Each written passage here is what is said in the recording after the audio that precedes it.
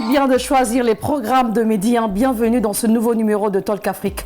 Le cancer, véritable tueur silencieux, continue de faire des ravages à travers l'Afrique et le Sénégal n'échappe pas à cette réalité. Selon la Ligue sénégalaise contre le cancer, chaque année, plus de 12 000 nouveaux cas de cancer sont diagnostiqués. Environ 8 000 décès, entraînant environ 8 000 décès. Le cancer du sein qui touche 1800 nouvelles femmes par an cause près de 976 décès. Quant au cancer du col de l'utérus, il reste le plus répandu avec 2024 nouveaux cas et 1312 décès annuels. Cependant, certaines personnes bénéficient d'un soutien psychologue de la part de leur famille ou de professionnels. D'autres en sont malheureusement privés. Face à cette situation, quelle est donc la prise en charge appropriée pour les personnes atteintes de cancer au Sénégal? On en parle dans cette émission déjà. Deux invités sur ce plateau. Nous recevons Dr Kantaka, oncologue, radiothérapeute. C'est un réel plaisir de vous avoir sur ce plateau. Le plaisir est partagé, madame. Je vous remercie pour votre invitation. C'est moi. En face de vous, nous avons Ngor Dieng. Vous êtes psychologue conseiller. Merci à vous d'avoir répondu à l'invitation de Talk Afrique. Merci beaucoup, madame. C'est moi qui vous remercie de m'avoir invité sur ce plateau. Parfait. Alors au Sénégal, le cancer du sein et le cancer du col de l'utérus.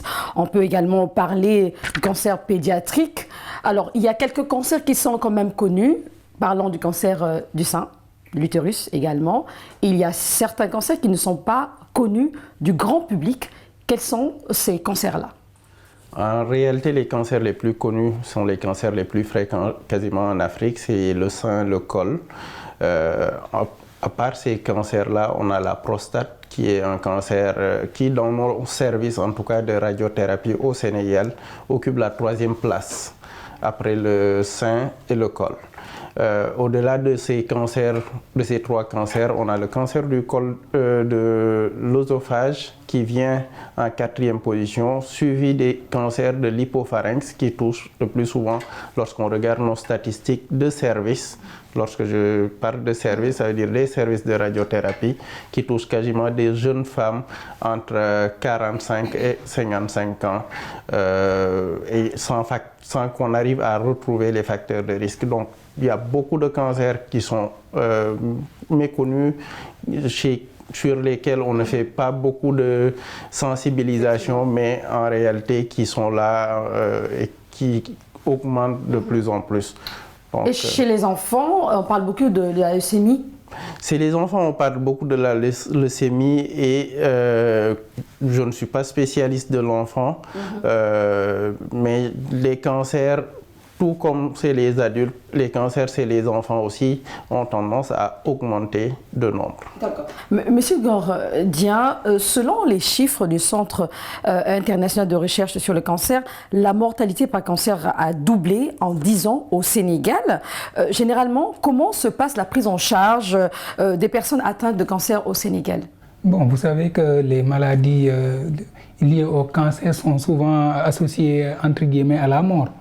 Et même au-delà, à un certain dépérissement sur le plan corporel, sur le plan mental, sur le plan psychologique. Ce qui fait que ces malades-là ont besoin d'un suivi, d'une prise en charge, d'une réelle prise en charge psychologique. Et comment ça se fait? Souvent, on essaie d'avoir le malade, bon, c'est des procédés, hein. Il y a ce qu'on appelle l'entretien psychologique que l'on fait avec le malade. Ça peut être un entretien individuel, mais aussi ça peut être des focus group, c'est-à-dire on rassemble un certain nombre de malades, soit ça peut être le malade et même sa famille. Donc on discute avec eux, on les écoute, parce que l'essentiel ici dans la prise en charge, c'est l'écoute. L'écoute. Le malade a besoin de verbaliser, il a besoin d'extérioriser comment il a vécu la maladie, comment il est en train de le vivre et quelles sont aussi comment il est en train de réaliser ou bien de vivre même les transformations que cela a au sein de lui-même sur le plan mental. C'est de ce point de vue-là, c'est là où on met l'accent dans le cadre de la prise en charge. Écouter le malade, le permettre de verbaliser, le permettre aussi d'extérioriser ses émotions, ses sentiments, mais aussi ses peurs. Parce que bon, souvent c'est des peurs, parfois même on est confronté à l'idée de la mort, à l'idée de dépérissement, à l'idée de ne plus avoir son corps tel qu'il était auparavant. Tout ça fait que ça a un impact aussi, la fatigue du traitement. Hein. Je pense que tantôt il a parlé de... On va en parler tout à l'heure en profondeur concernant cette prise en charge psychologique, parce que même la famille aussi a un rôle à jouer. Qu'en est-il sur le plan médical au Sénégal? Ça se passe comment? Au Sénégal, sur le plan médical, il y a eu beaucoup d'avancées ces dernières années. Avec la gratuité de la chimiothérapie chez les cancers gynécologiques, également avec des avancées en termes d'équipements diagnostiques et d'équipements de radiothérapie. Mais ces avancées-là ne sont pas suffisantes. Si on prend la radiothérapie en dehors de Touba, il faut venir jusqu'à Dakar pour la voir. Touba, c'est une région du Sénégal. C'est dans la région de Diourbel. Oui. Donc, une seule machine de radiothérapie, un seul service de radiothérapie à Touba, un seul service d'oncologie à Touba. Et à Dakar, 2 services au début, mais maintenant, il n'y a qu'un seul service de radiothérapie, c'est Dalal Diam dans le public, puisque Dantec est en reconstruction. Il y a un service dans le privé avec des techniques plus moderne, certes. Au-delà de ça, les services d'oncologie médicale ne sont pas nombreux également. Il y a l'hôpital principal d'Alal Diam, si je ne me trompe pas, à Chémont récemment avec la fermeture de Dantec, et très peu de... je peux les appeler filiales dans certaines régions, dans certaines parties. Donc, les infrastructures ne sont pas suffisantes. Les médicaments pour prendre en charge les malades ne sont pas toujours disponibles, avec souvent des ruptures. Et le personnel également, les ressources humaines ne sont pas suffisantes également. Vous avez parlé d'infrastructures, je crois qu'à Thiès également, et à Fatick, il y a quelques centres. Il y a des... c'est pas des centres, c'est des unités, quasiment des unités pour faire de la chimiothérapie. À Thiès, on a un très bon gynécologue qui s'occupe de la chimiothérapie des femmes. À Fatick, je pense qu'il y a un chirurgien oncologue qui fait de la chimiothérapie également, mais c'est de petites unités qui ne peuvent pas prendre en charge toute la région de Thiès ou toute la région de Fatick. Je reste avec vous. Quels sont les principaux défis à relever par le Sénégal pour améliorer la prise en charge des patients atteints de cancer? Les défis, c'est accès aux soins. Accès aux soins, ça veut dire mettre l'accent sur les équipements, mettre l'accent sur la démocratisation des services, justement, que la personne qui est à Tamba puisse bénéficier d'une chimiothérapie, d'une radiothérapie. Au lieu de se déplacer, à Dakar. Mettre l'accent aussi sur l'assurance. Je pense que la couverture sanitaire universelle peut aider dans ce cas de figure. On a une population, je dirais, démunis, entre guillemets, qui n'arrivent pas à payer certains médicaments. Même avant d'arriver au stade de traitement, rien que le diagnostic coûte cher. Et rien que ce diagnostic-là n'est pas toujours accessible. Aujourd'hui, si on veut faire une IRM, à part Touba toujours, il n'y a qu'à Dakar où il y a des appareils d'IRM. Et c'est des appareils qui sont indispensables pour traiter un cancer du col de l'utérus, qui est la deuxième localisation dans nos services actuellement. Donc, les défis, c'est mettre l'accent sur le personnel médical, sur les ressources humaines, mettre l'accent sur l'accessibilité des infrastructures, mettre l'accent sur la disponibilité de ces infrastructures et aider derrière la population, pas uniquement en subventionnant des médicaments, mais leur permettre de pouvoir payer leur diagnostic, payer le traitement, payer le suivi et surtout mettre l'accent aussi sur la prévention, parce qu'aucun État n'aura jamais assez de moyens pour prendre en charge tous les malades. D'accord. Monsieur Ngor Dieng, vous êtes psychologue conseiller. Le cancer du sein, du col de l'utérus et également le cancer pédiatrique peuvent être stigmatisés. Quelle attitude les proches des malades doivent-ils adopter pour aider ces personnes atteintes de cancer? Bon, vous savez, quand vous parlez déjà de maladie, au-delà de la souffrance physique, il y a une certaine souffrance morale, une certaine souffrance psychologique et mentale qui est là. Alors, la famille, de ce point de vue-là, les proches, c'est important. Parce qu'elle est là, elle doit assister le malade du point de vue psychologique, du point de vue moral, pour qu'il ne se sente pas seul. Parce que, en fait, c'est vrai que j'ai l'habitude de dire qu'en réalité, dans la vie, tout est question d'état d'esprit. Donc, quand on est malade, c'est vrai que ça peut être des mots du point de vue physique. Mais quand on est bon dans la tête, quand on a le soutien moral qu'il faut, ça va amoindrir la souffrance, ça va te permettre de faire face à la maladie. Là aussi, quand la personne sait qu'elle est malade. Très bien. Mais avant, il y a d'abord un processus aussi au départ. Il faut aller se faire consulter. Oui, exactement. Il faudrait encourager aussi ces personnes lorsqu'on sent quelque part que notre sœur ou notre frère ne se sent pas bien. Justement parce qu'il y a beaucoup de malades, beaucoup de personnes qui ne veulent pas en réalité savoir leur statut de malade. Par exemple, le dépistage du sida, il y en a beaucoup qui ont peur de savoir leur statut. Mais de ce point de vue-là, la famille a un rôle à jouer, mais surtout quand on sait qu'on a telle maladie, c'est de ce point de vue-là surtout qu'on a le plus besoin de l'assistance de la famille, de la proximité de la famille, mais aussi, en tout cas, d'avoir du monde autour de soi. Parce que là, on est conscient qu'on est malade, on est souffrant, et on sait que si la famille est derrière, ça peut nous permettre de faire face, ça peut nous permettre de gérer le processus, ce qu'on appelle chez nous le protocole thérapeutique, et établir ça avec le soignant, le traitant, pour pouvoir avoir, par exemple, en tout cas se guérir, soit ou bien même avoir, en tout cas pouvoir faire face à cette maladie-là. D'accord. Docteur K, vous voulez réagir? En fait, sur le plan psychologique, il y a beaucoup de choses à faire dans notre contexte africain. Aujourd'hui, nous remarquons que tous les malades que nous recevons en Afrique en général, c'est des malades qui arrivent à des stades localement avancés ou très avancés. Pourquoi? Parce qu'au début, les gens ont du mal à accepter ce statut de malade et à accepter d'aller se faire dépister. Ils traînent habituellement avec des symptômes jusqu'à ne plus pouvoir cacher ces symptômes-là. C'est à ce moment-là qu'ils vont aller se faire consulter. Et tout ça, c'est une phobie qu'il faudrait aider à surmonter. Mais ces phobies-là sont liées à la structuration de notre société. Je ne dis pas que ce n'est pas bien, mais aujourd'hui, un monsieur qui a un cancer de la prostate ou qui a même des symptômes de cancer de prostate aura du mal à venir faire un dépistage juste parce qu'il lie dans sa structuration mentale le cancer de la prostate à la virilité. Alors que ce n'est pas la même chose.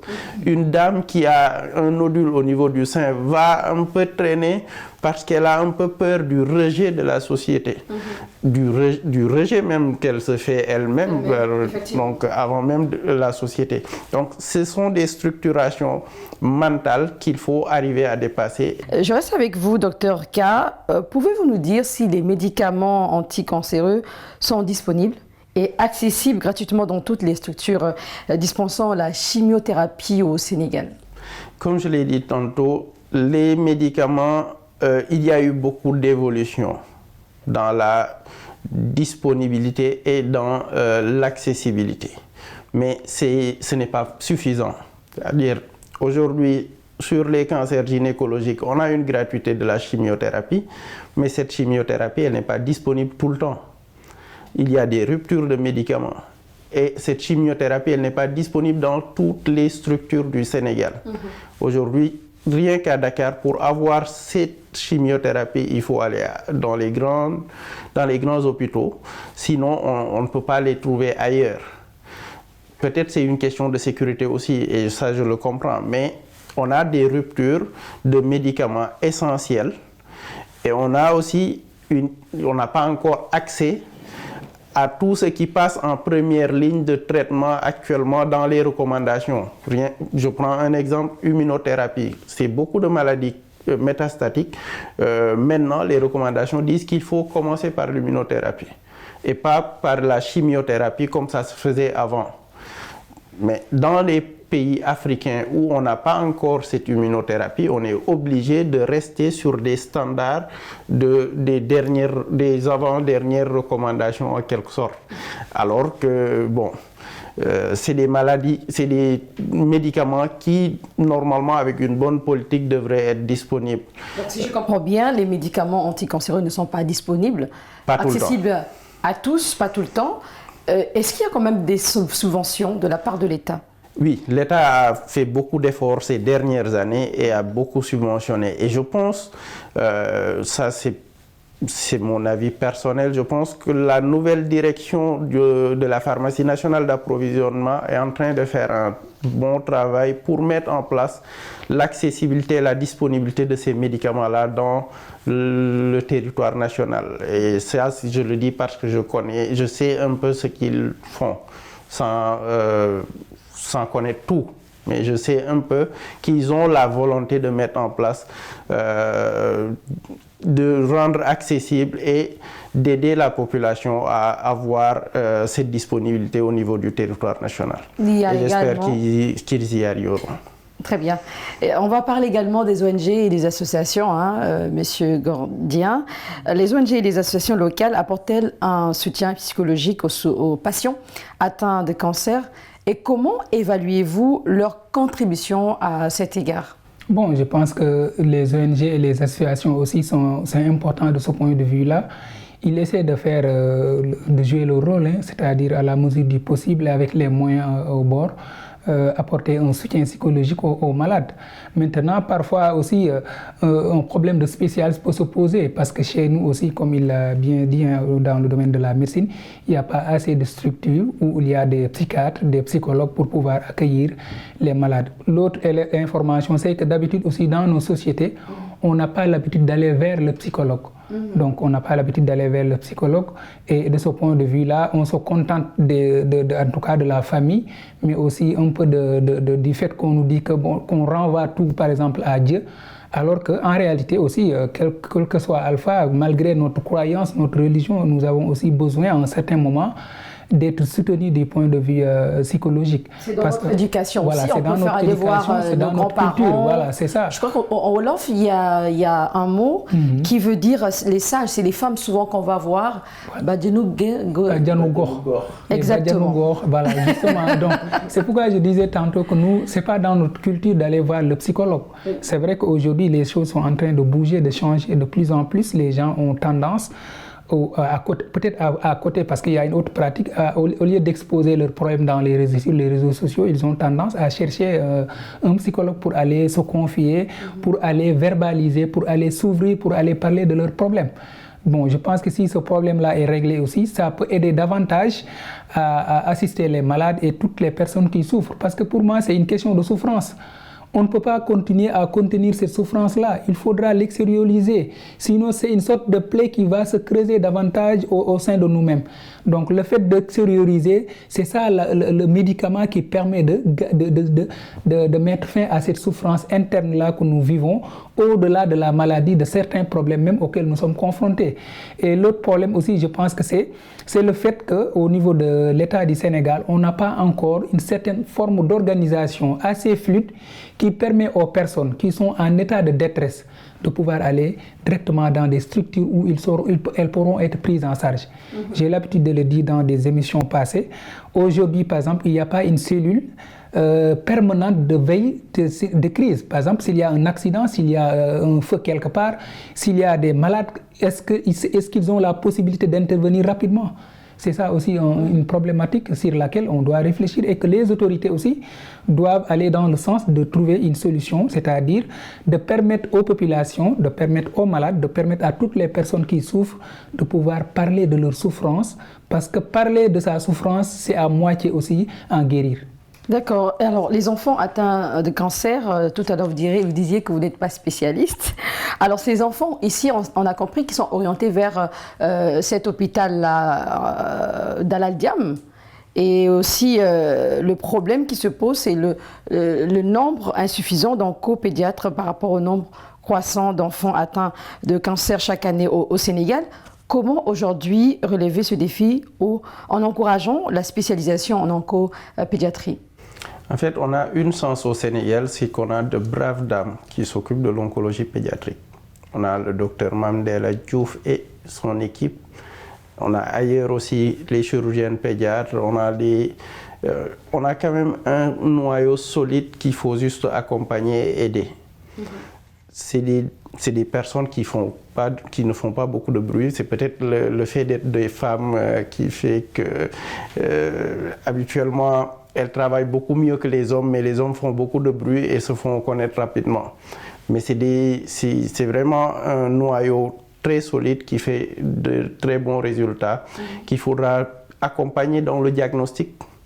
Accompagner dans le diagnostic, ça veut dire mettre à la disposition de ces personnes-là les éléments diagnostiques nécessaires pour diagnostiquer très tôt les cancers, leur mettre en place des structures adaptées, parce que la prise en charge du cancer ne se fait pas dans des structures dispersées, notamment chez les enfants. Il faut mettre toutes les personnes, en tout cas tous les métiers de la médecine qui tournent autour de cette prise en charge pour que ce soit coordonné et plus facile. Parce que c'est beaucoup plus difficile dans une famille d'avoir un enfant malade plutôt qu'un adulte, je pense. Et actuellement, la chance d'avoir ces dames-là, si l'État va vers ces personnes-là et leur demande qu'est-ce qu'il faudrait faire, je pense qu'on peut avoir de très bons résultats dans la prise en charge des enfants. Sur le plan de la radiothérapie que je maîtrise beaucoup plus, nous n'avons pas tout le temps le matériel, en tout cas actuellement nous n'avons pas le matériel nécessaire pour prendre en charge correctement les enfants par exemple. On arrive à se débrouiller, mais il faudrait au-delà du matériel former davantage de personnes. Lorsque je parle de personnel, je ne parle pas uniquement des oncopédiatres, je parle aussi des infirmiers, je parle des psychologues qui peuvent accompagner la famille, l'enfant, des pédopsychiatres, on les appelle pédopsychiatres ou pédopsychologues. En tout cas, il faut un univers autour de ces enfants-là pour qu'on puisse les guérir, parce que c'est possible de les guérir. Alors, Monsieur Dieng, nous parlons des enfants, puisque c'est quand même une réalité, le cancer pédiatrique. Et selon l'OMS, près de 800 à 1200 enfants sont atteints de cancer au Sénégal. Et chaque année, c'est un peu ça, c'est les statistiques qu'on attend.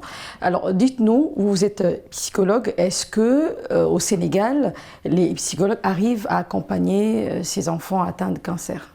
Bon, en fait, c'est vrai qu'il y a des enfants qui bénéficient d'un accompagnement psychologique, mais ce n'est pas tout le monde. Comme je l'ai dit tantôt, cette culture-là d'être accompagné par un psychologue n'est pas assez ancrée chez nous. Maintenant, en plus de cela aussi, ils ne sont pas assez nombreux. Nous ne sommes pas assez nombreux pour pouvoir satisfaire toute la demande. Donc, autrement dit, si vous sortez de Dakar, pratiquement, il n'y a pas dans les hôpitaux, dans les structures sanitaires, assez de psychologues pour pouvoir, ou bien de psychiatres même pour pouvoir assister ces enfants-là. Donc, souvent, c'est des enfants qui sont laissés à leur famille. Donc c'est la famille qui se débrouille, qui essaie de remonter le moral, qui essaie en tout cas de faire le nécessaire. Mais d'habitude, ils ne vont pas directement voir le psychologue, à moins que le médecin traitant leur recommande d'aller voir le psychologue et qu'ils aient aussi cette possibilité-là. Mais que ce soit l'enfant ou bien l'adulte, quand on est malade, quand on est souffrant, on a toujours besoin de cette assistance psychologique, on a toujours besoin de cet accompagnement psychologique. Parce que, je l'ai dit tantôt, la souffrance, elle n'est pas seulement physique, mais elle est morale, elle est mentale. Et je pense que c'est la souffrance la plus fondamentale même d'ailleurs. Si du point de vue psychologique, on parvient à se gérer, le reste, je pense qu'on va pouvoir le gérer. Et on est en 1000 chances aussi de guérir de ces cancers-là, avec les prouesses aussi de la médecine. Très bien. Alors, une dernière question, puisque nous sommes arrivés presque à la fin de cette émission. Il a dit tout à l'heure, il y a moins de psychologues à l'intérieur du Sénégal. Dans ce sens, qu'est-ce qu'il faut faire pour aider toutes ces populations qui vivent à l'intérieur du Sénégal, qui ont besoin des soins, qui ont besoin aussi de ce soutien psychologique? Je pense qu'il faudrait que les autorités étatiques, tous les acteurs lorsque je dis acteurs, ça veut dire la population, les médecins, les autorités, qu'on puisse s'asseoir et discuter des meilleurs moyens de prise en charge. Et ça, je pense que ça passera au-delà du plan cancer qui existe au Sénégal, ça passera autour d'un programme cancer. Un programme cancer pourrait prendre en charge tous ces aspects-là, les aspects de la prévention, les aspects du traitement, les aspects du diagnostic. La LISCA le fait très bien. Est-ce qu'aujourd'hui, il y a un impact justement à ce niveau-là, la Ligue sénégalaise contre le cancer? Évidemment, la LISCA fait un excellent travail et un travail continu. Moi, je peux en parler puisque j'ai pu bénéficier de l'aide de la LISCA. Sans la LISCA, j'ai beaucoup de malades qui n'allaient pas avoir de diagnostic ni de traitement. Tous les acteurs de la cancérologie savent qu'il y a un impact important de la LISCA et d'autres associations autour. Donc la LISCA fait vraiment un très bon travail. Très bien, nous sommes d'accord là-dessus. Un travail colossal sur tout le territoire sénégalais. Ouais. Et nous voulons dire à toutes ces personnes qui sont malades que nous sommes avec vous et portez-vous bien. Alors c'était un réel plaisir de vous avoir sur ce plateau. À l'instant, Dr Kanta Ka, oncologue, radiothérapeute. Merci d'avoir répondu à nos questions. Merci à vous. Merci pour cette invitation et merci à M. Dieng pour... Effectivement, Monsieur Gordien, merci à vous. Vous êtes psychologue conseiller. Merci beaucoup, Sophie, un plaisir et merci beaucoup à Dr K. C'est la fin de cette émission. Merci de l'avoir suivi. On se retrouve très bientôt sur Média et portez-vous bien.